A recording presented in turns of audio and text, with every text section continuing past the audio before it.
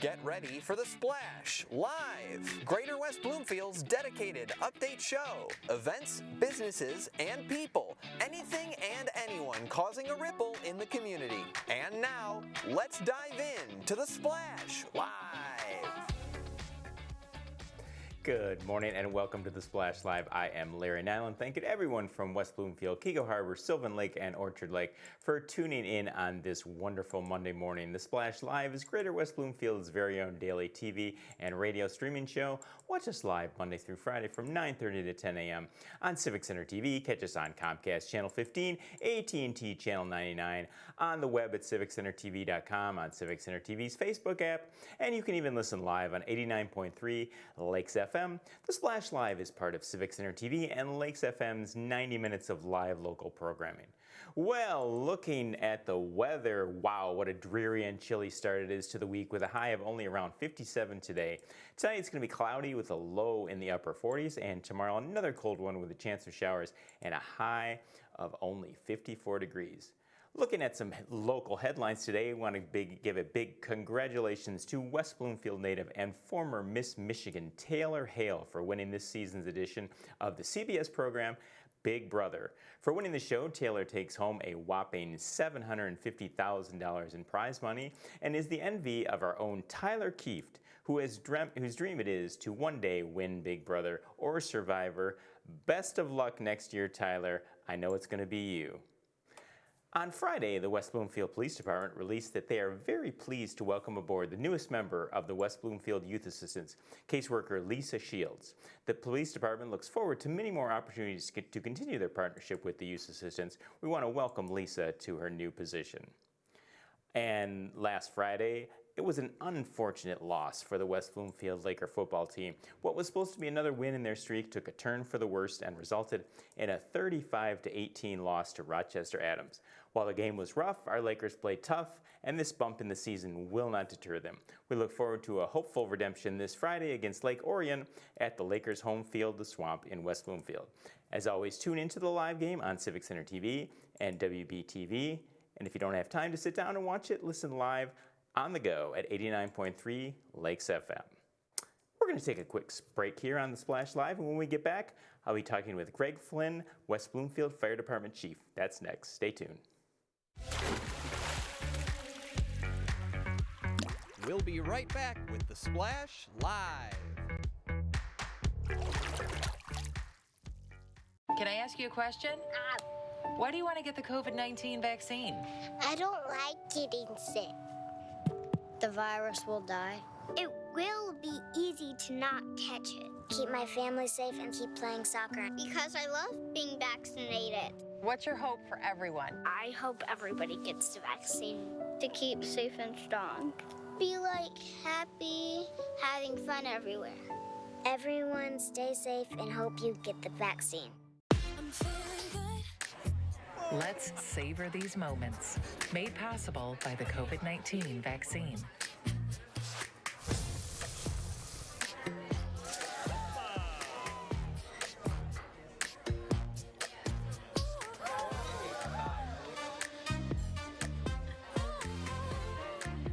Keep the dining out going by keeping yourself protected and your COVID-19 vaccines up to date.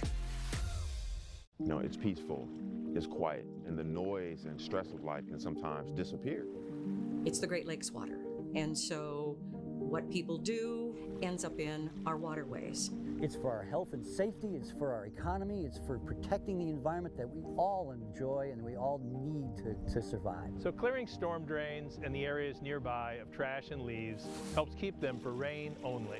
We're all about one water in this region. We're all connected. We all have a role. And now, back to The Splash Live. Well, October 2nd begins Fire Prevention Week, and the West Bloomfield Fire Department will be having their annual open house on this Sunday. Joining us now to talk all about that and other things going on in the fire department is Chief Greg Flynn from the West Bloomfield Fire Department. Larry, good morning. Great to be with you. So, I understand that this is the 100th anniversary of Fire Prevention Week. Can you talk about what the history of Fire Prevention Week is and what the goal of it is? Fire has, when we look back in history, fire's been a significant cause of death within communities across our country, especially as it was building up. Many people remember or have heard or studied the Great Chicago Fire, with the lantern being kicked over in the milking shed and then spreading, throughout the city. Or I should say, the tale of that being the cause of the fire. But we look at fire in the United States differently than other countries do, Larry. We see fire as kind of an accident, something that just happened. And I think that disconnect between bringing accountability and responsibility for how we handle fire within our homes and within our communities really shapes our attitude towards that and towards prevention. And Fire Safety Week, in first week in October, where fire departments across this country bring prevention to the forefront of the discussion, is part of shaping that conversation and making sure that people realize that while we use fire to heat our homes and to cook our meals, we need to do so with purpose and keeping safety in mind at all times. So as the forecast looks like on Thursday, we're going to start getting some colder weather, and with that brings people turning their furnaces on, using their fireplaces. Could you talk about when the weather starts to change and these things start to be utilized, what people need to keep in mind as far as fire safety? You bring up two really great points as that weather changes, Larry. And the thing we want people to realize is if your furnace, most of the companies have preventative maintenance programs that will come out, and that technician will come out and make sure that they blow any dust and stuff like that off of your burners before they fire up for the cooler weather. And that avoids that smell that sometimes enters the home when people fire up their furnace for the first time after it's set idle for so long. Especially if they've been doing home improvement projects in their basement or crafts or something where they produce large amounts of dust, then that accumulates on those burners inside the furnace. And then when they kick on, all of that product burns off and really can put you at risk for poor efficiency within the furnace, possible malfunction, but ultimately kind of a bad odor in the home. At all times, we encourage people to obviously call us out. We're happy to help sniff that out and look for the culprit of the odor within the home. But that's a good step, is to do some preventative maintenance before you fire it up. And the other good one that you brought up are fires. And we want to make sure that people understand that that you open the flue. That inevitably happens a couple times every year, where someone gets the fire all set and they light that newspaper, that fire starter, and suddenly the smoke is filling the room because they forgot to open the flue and allow that smoke to go out. So I always encourage people to just light that one piece of paper just to test that there's a good draw going up the flue before you light everything else on fire. And getting the chimney sweep out to check the status of your chimney and make sure there's no creosote or buildup inside of that chimney really sets you up for just an enjoyable season of enjoying your fireplace in your home. You brought up when you turn the furnace on for the first time, the different smells. It's always one of those things where you're like, is this a normal smell? Is this what it should smell like? And I think a lot of people are hesitant to go, well, should I call the fire department over this or just an odd smell? So how can you make that determination on when you think something is a problem? Really, if the smell resolves quickly, it's probably just the dust. So if it's a temporary thing and then all of a sudden you're searching like, well, can you smell it? So, well, I think I can. That's probably an odor that was just quickly burning off some light dust that was on the burners, and you're all set. If that smell is lingering, if you're 4, 5, 6, 10 minutes into this and it's still lingering or building, you need to dial 911 and we'll send units over, and it's not a problem. That's one of the things we take pride on, is that our community supports the fire department, so we want to be there to support them, even if it's just as a precaution for us to come out. And we're happy to take that call, Larry, when someone says, could they just come over and take a look? I don't see any smoke, I don't see any flames, but I'm concerned. And often what we'll do is just roll an engine company, 2 people in the fire engine, that'll come over non-emergency, and we'll just take a look, and we're going to send over your closest fire station.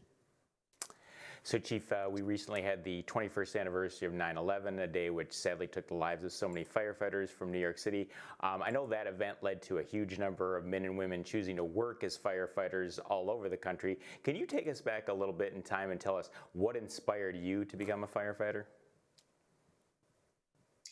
Well, I started at a very young age. The catalyst that kind of set me on this path was my niece, Jessica. She had a seizure as a baby. And I just remember I come from a big family, and we were all there. And my sister-in-law yelled from her where she was in her crib, and we all went in, and there she was having a seizure and turning blue, and everybody was scared, and we stood there, and we didn't know what to do. And well, we did call 911, and within just a few short minutes, a firefighter showed up that was trained as an EMT as well, and quickly was able to clear her airway and get her on her side. And as the seizure subsided, she started to breathe again. And I was just in awe of the calm that he brought to the situation. And I said at that point, that's what I want to do. And I set out on that path. I was probably maybe a freshman in high school at that point. And as soon as I could get enrolled into a class, I was. And I started out at the Goodrich Volunteer Ambulance Base up in Genesee County. And I would go up there after school and dispatch until I turned 18, and I was able to get on an ambulance. And that's where I've worked ever since, Larry, is in the back of an ambulance, except for one stint. I worked at a Frank's Nursery in Crafts, and I was the Christmas tree lighting specialist. So I was the guy who could tell you how many of those you could put together before you, maybe that's what got me down that fire roll, is when Christmas tree lights, kind of too many in line, so.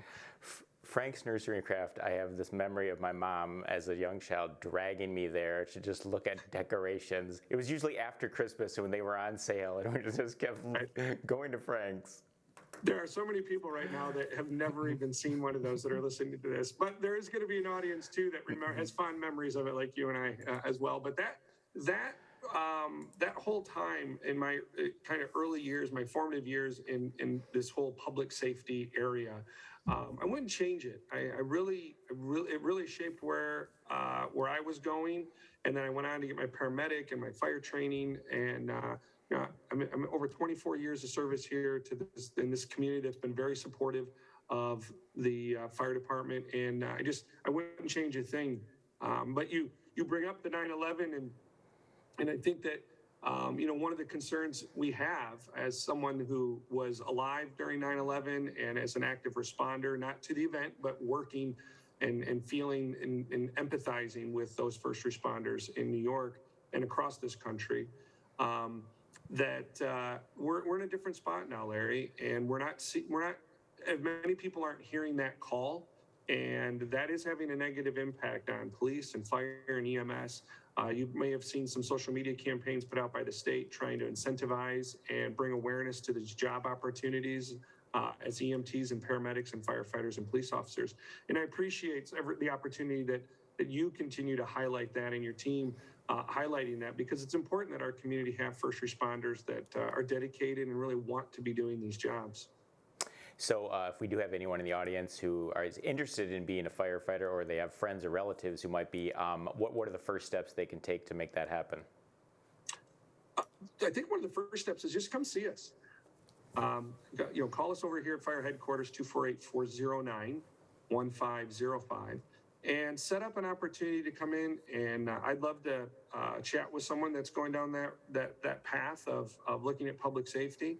I'm sure our friends over at the police department would have a similar response and be willing to talk to the youth and what it means, because I think that there's a difference between this narrative that you see in national media about what it means to be a firefighter or a police officer or a paramedic, and the narrative that is local and what it's like to be a police officer, a firefighter, or paramedic here in West Bloomfield or in southeastern Michigan. And that's important to keep in mind. There's some great programs here through Oakland Community College, through the Fire Academy and the EMT Academy and the Police Academy. So there's local programs and there's local support. And I think you're even going to find there's going to be more support in the years to come through our township board as they start to really incentivize people coming in with less training, and we train them up to the level that they need to be to fully integrate into our team. So, Chief, we mentioned at the onset here the big fire station open house is coming up. Can you tell everyone when and where that will be held, and what can local visitors expect to find there? This will be, I think, my 24th fire open house, and I'm not certain that I've missed one of those over the years. It's one of my favorite days out of the year. October 2nd, Fire Station 1, right in front of the high school. Parking will be at the high school. There's not any ability to park there because we're going to use every bit of space that we have to do the demonstrations and show how we extricate from a vehicle or the kitchen fire. And there'll be all kinds of interactive things for the kids to do too. There'll be a shuttle from our friends at Parks and Rec. And so people, if they can't make the walk or just would rather have a shuttle over, and they'll drop them right off at the fire station. It really is just a great opportunity, young and old, to revisit what it means because fire is everyone's fight. And it's not just the firefighters in the community, it's everyone within the community. And when we all have a better working understanding of that, Larry, it just makes the community safer because fire is devastating. The smoke, the damage, the water, everything that goes into it's devastating to a family when it strikes. So if we can minimize that risk, I would love to report, Larry, one time we had 0 fires in West Bloomfield. I would love to give that report, but unfortunately, we're just not there yet, so we need to continue to fight. Well, Chief, we will be broadcasting live with our own Dave Scott and Tyler Keefe on site, and we will see you at the open house. And thanks so much for joining us this morning. You're very welcome. Have a great day, Larry. And again, just a reminder of the Fire Department open house coming up this Sunday, October 2nd. Our own Calvin Brown put together a promo for the event. Let's take a look at that now. Fire Prevention Week is just around the corner. Join volunteer, part-time, and on-call firefighters at this year's Fire Open House. Catch up on your fire safety knowledge with live demonstrations and hands-on activities.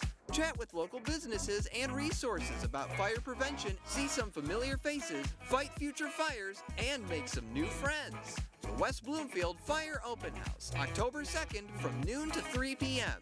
at Fire Station 1 on Orchard Lake Road. We're going to take a quick break here on the Splash Live, and when we get back, we will welcome to our show Scott Long, Assistant Superintendent of Learning Services for the West Bloomfield School District. We'll be right back.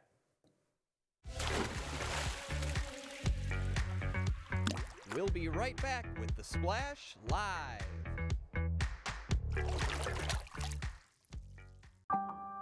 In the face of COVID-19, staying healthy is important. And now the same is true as we face the flu. Influenza has the potential to infect millions, putting lives and the healthcare system at risk. Fortunately, it's easy to protect yourself. The flu vaccine is safe and effective, and with COVID-19 still spreading, it's essential. To see how you can hit this virus head-on, visit michigan.gov/flu. Let's savor these moments, made possible by the COVID-19 vaccine.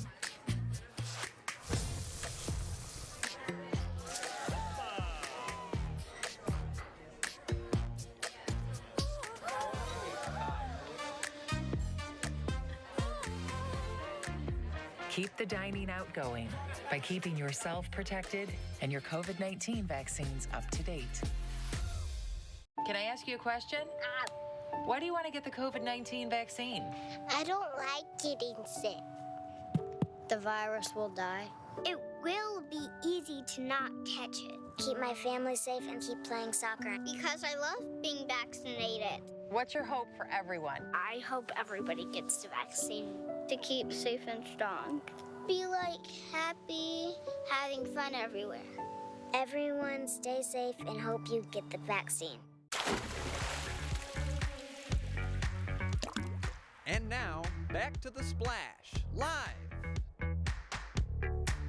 Welcome back to the Splash Live. I am Larry Nyland. Well, perfect attendance is great to have, but sometimes it just isn't possible with everything that goes on in our lives. However, there is a day every school year that it is crucial to be present in the classroom that day, and that is called Count Day. Joining us now on the show, we have Scott Long, Superintendent of Learning Services in the West Bloomfield School District, to talk all about Count Day and what to expect for both parents, teachers, and students alike. Thanks for joining us today, Scott. Larry, thanks so much for having me today. How are you? Very good. How you doing? Doing great. Thank you. So, Count Day is on the horizon. Can you tell us exactly when it is and explain the significance of it?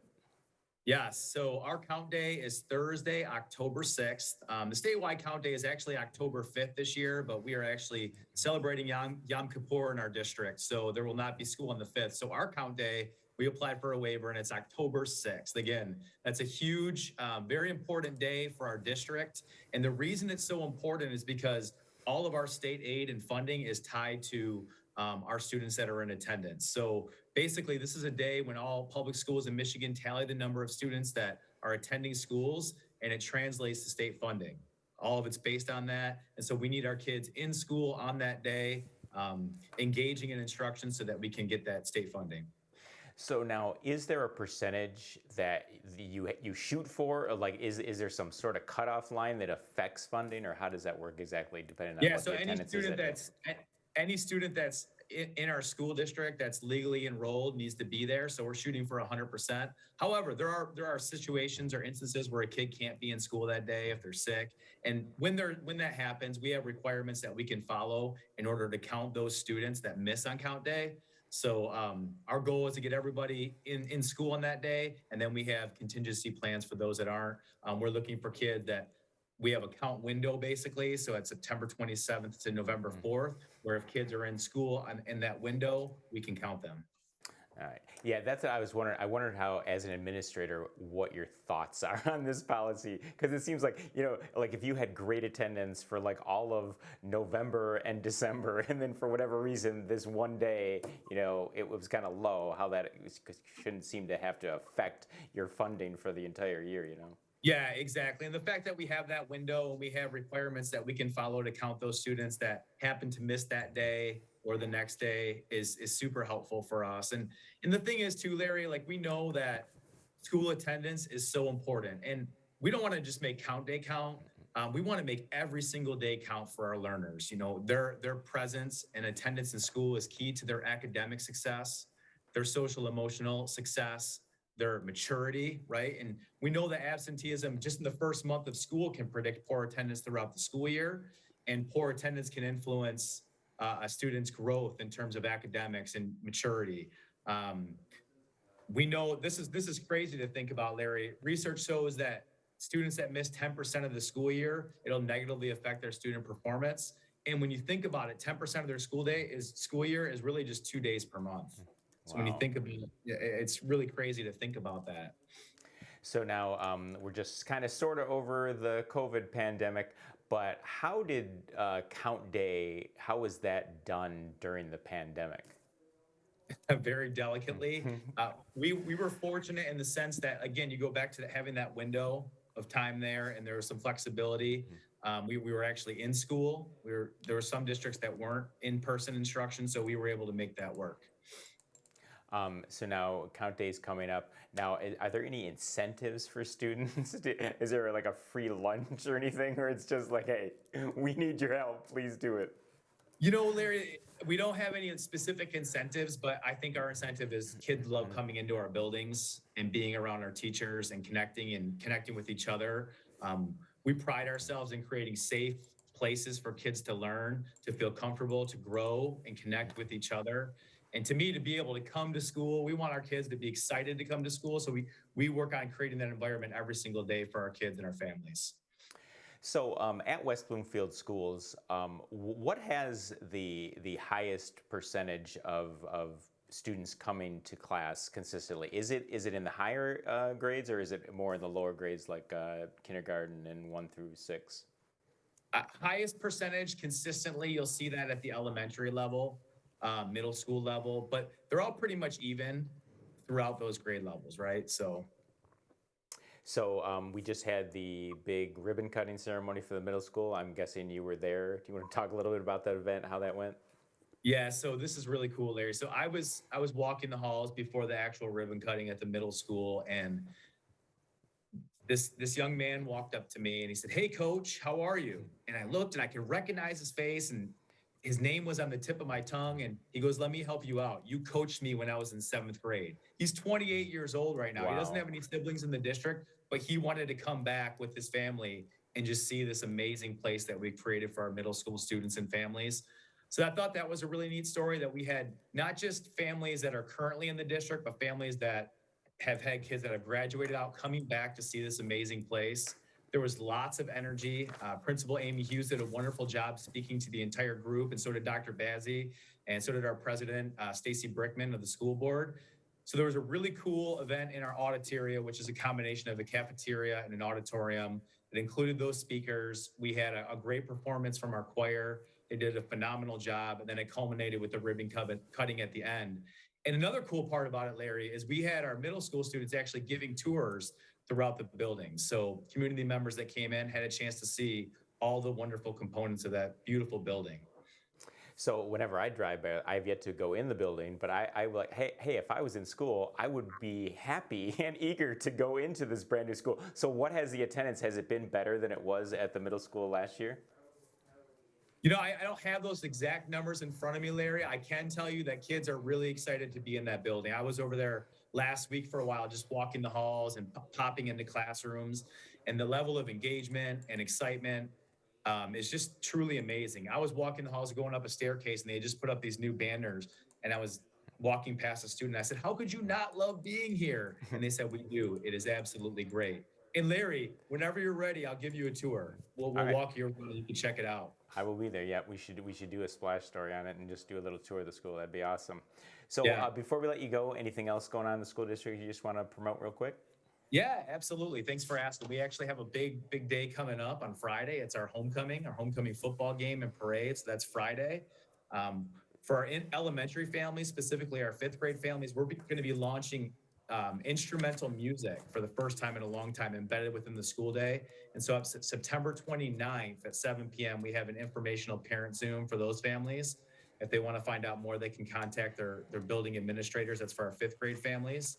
Wednesday, September 28th is a superintendent meet and greet at West Bloomfield Middle School at 7 p.m. It's a chance to have an opportunity to meet Dr. Bazzi, who is just doing a wonderful job in the district.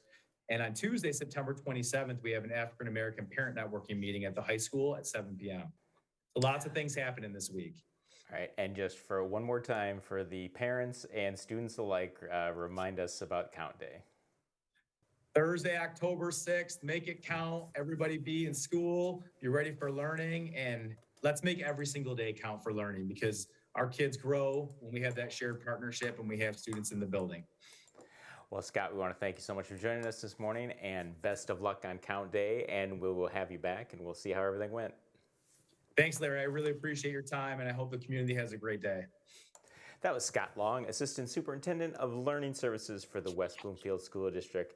We want to thank our guests today, Scott, and also Chief Greg Flynn from the West Bloomfield Fire Department. And we want to thank all of our viewers for hanging out with us on the Splash Live. I am Larry Nyland. A happy Monday to all of you in West Bloomfield, Keego Harbor, Sylvan Lake, and Orchard Lake. The Splash is our very own West Bloomfield TV's radio and streaming show. Watch us live Monday through Friday from 9:30 to 10 a.m. on Civic Center TV and live on Comcast Channel 15, AT&T Channel 99, on the web at civiccentertv.com, on Civic Center TV's Facebook app, and you can even listen live on 89.3 Lakes FM. Greater West Bloomfield, we will see you tomorrow.